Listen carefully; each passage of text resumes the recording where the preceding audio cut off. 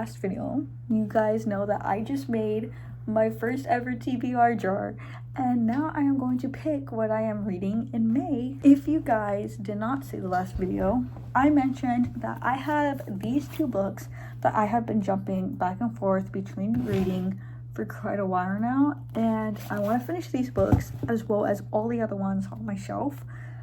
So I made a TBR jar, and today we are going to pick the other two books that we are reading in May. The first one that I have is Caraval by Stephanie Garber. I am going to read the synopsis.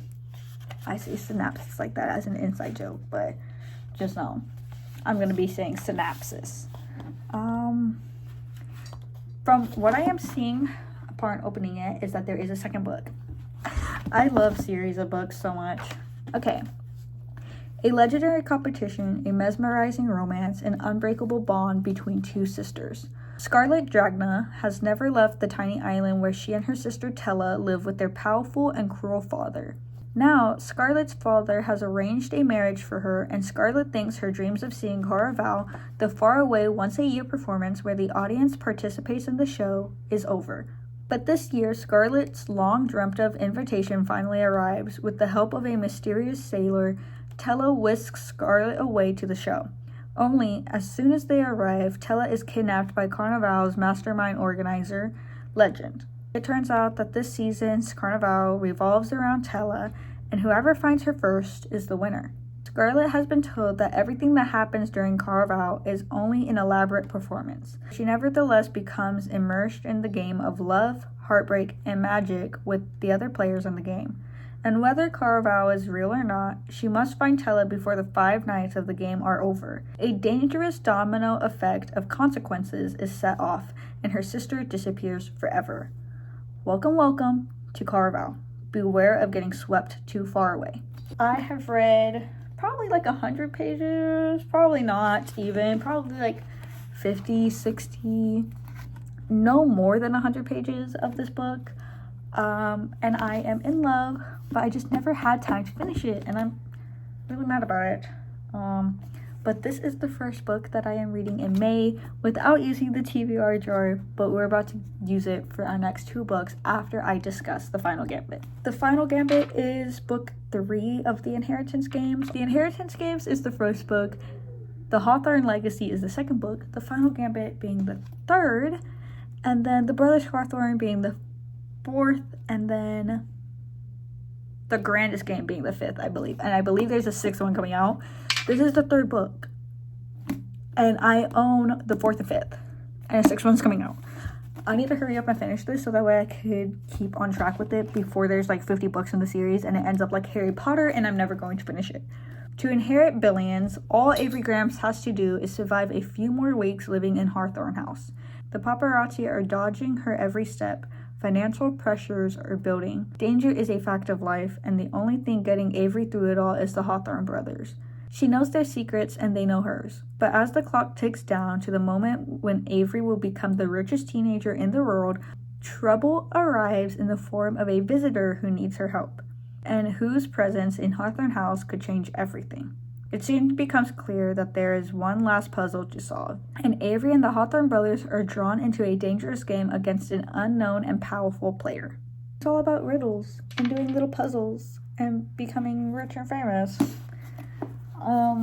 But those are the 2 books that are for sure being read in May. Now we have to figure out the other 2 with the help of my TBR box. I have a few names written down. They're all folded multiple times to where I can't really see what they say. I'm still gonna close my eyes and draw. I'm so scared. I don't think there's like a book that I want specifically to have, but a part of me hopes that it's like one of the book talk books that I got, so that way I could finally read them. Okay, I have one. I'm so scared. Okay.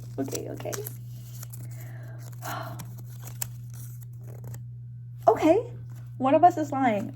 Definitely a book talk book that I have been meaning to read. One of Us is Lying is being read in May. let me go tell you guys what One of Us is Lying is about. Pay close attention and you might solve this. On Monday afternoon, 5 students at Bayview High walk into detention. Baran, the brain, is yell-bound and never breaks a rule. Addie, the beauty, is the picture-perfect homecoming princess. Nate, the criminal, is already on probation for dealing. Cooper, the athlete, is an all-star baseball pitcher. And Simon, the outcast, is the creator of Bayview High School's notorious gossip app. Only Simon never makes it out of that classroom. Before the end of the detention, Simon's dead, and according to investigators, his death wasn't an accident. On Monday, he died, but on Tuesdays, he planned to post juicy reveals all about all 4 of his high-profile classmates, which makes all 4 of them suspects in his murder. Or are they just the perfect pasties for a killer who's still on the loose? Everyone has secrets, right? What really matters is how far you would go to protect them. It's a murder mystery. It's, figure out who the killer is. Which is why people always told me to read this book when I mentioned being a criminal justice major. It's not too long. It's like 300, 400 pages from what I'm seeing. 358 pages. One of Us is Lying is the next book in our May TBR. I'm really happy with that pick. I'm kind of really scared about this next one.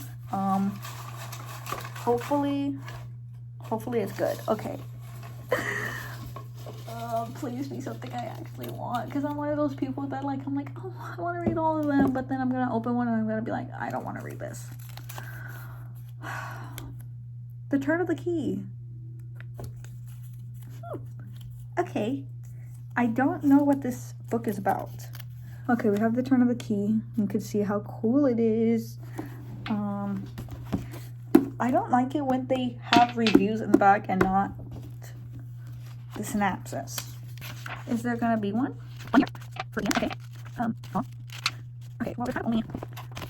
What is the point? What is the point of blank pages at the back of your book? Are you a father, an uncle? If so, let me appeal. And then this one's undated. Please help me. I didn't kill anyone. Yeah, I don't know what this is about, honestly. It's all kind of like mysterious, because the final gambit is definitely probably the first one that I'm going to be reading, just because I want to get it over with. And then probably Carvel, because I think it'll get me in the mood to read these ones. And then I'm going to read The Turn of Key, because this seems pretty interesting. Although this does too, because I've been wanting to read One of Us is Lying for so long. But because I'm not too sure what this one is, I feel like I will be more excited reading this one, if that makes sense. But now it's time to set up my little shelf for my TBRs. This is where I'm going to be putting it, where my vinyls are at. My heart probably be like that. I think that's cute. And then the actual books. And the books are going to go on my shelf. And I made the heart so like it's kind of like what is it called? Like a book nook. This is my little May TBR. It may seem little, because I have seen videos where people are reading like 10 books at once, but this is what I'm reading, okay? If I could read 4 books in 1 month, that's an accomplishment for me. That is my little May TBR. I think that's adorable. Look at it. I think that's a cute way to display it, so that way like people know I read without being like, guys, I read. I don't know. I think it's cute. I like it. I think it's adorable. I hope you guys enjoyed setting up my May TBR. The books that we ended up with is The Final Gambit, Carnival, The Turn of the Key, and One of Us is Lying. I'm really excited to read all these books, even though I don't know what one of them's about at all, because there was no synopsis on the entire thing. A lack of a synopsis means that you get to figure out what the book is just by reading it, and I think that's the best part about reading. The reason why I wanted to set my TBR is because I have so many books that I bought just because people told me. I've seen somebody say something good about the book, so I bought it. I've had so many books given to me. I wanted to really get into classics, and I bought a few classics and I never read them, so now they're in my TBR. I think being able to own so many books of so many different genres helps you really figure out what you actually want to be able to read. Because I say all the time that my favorite is like fantasy, sci-fi, that type of genre. But I've had romance books that I've liked. I've had comics that I've liked. I've had true crime and stuff like that that I've liked. I think it's really nice to own a lot of different type of books and read different genres, because even if you do DNF a book, which I'm pretty sure I'm probably gonna do, as much as I'm going to sit here and try to make sure that I read all those books every single month, there's a possibility that I basically cannot grasp one and that I cannot find any interest in it whatsoever, to where I just DNF it, and that's completely okay. DNFing books, I know people say like, OMG, like you wasted money on a book, blah blah, you DNF'd it, blah blah. It's such a good book. I really love this book and you didn't finish it, like blah blah. Like, it's okay to DNF a book. And I'm probably gonna end up doing it.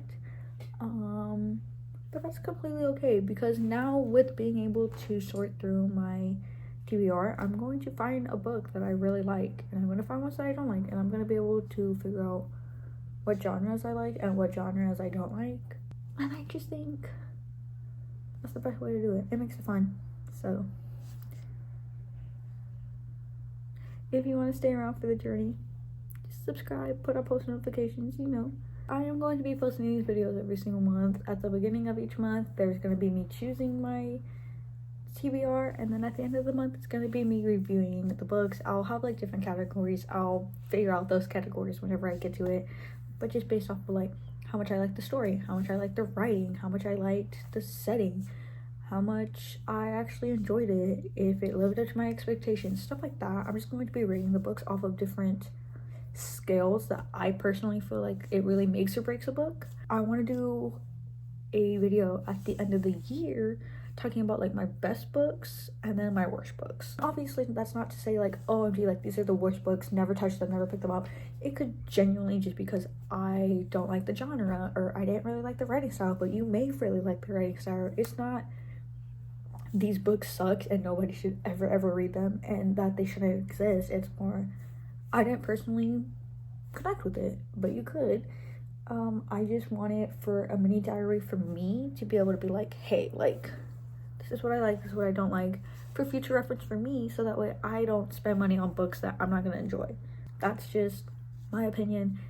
It's called Solo Diaries for a reason. That's the whole point of this little series, is I do things for myself.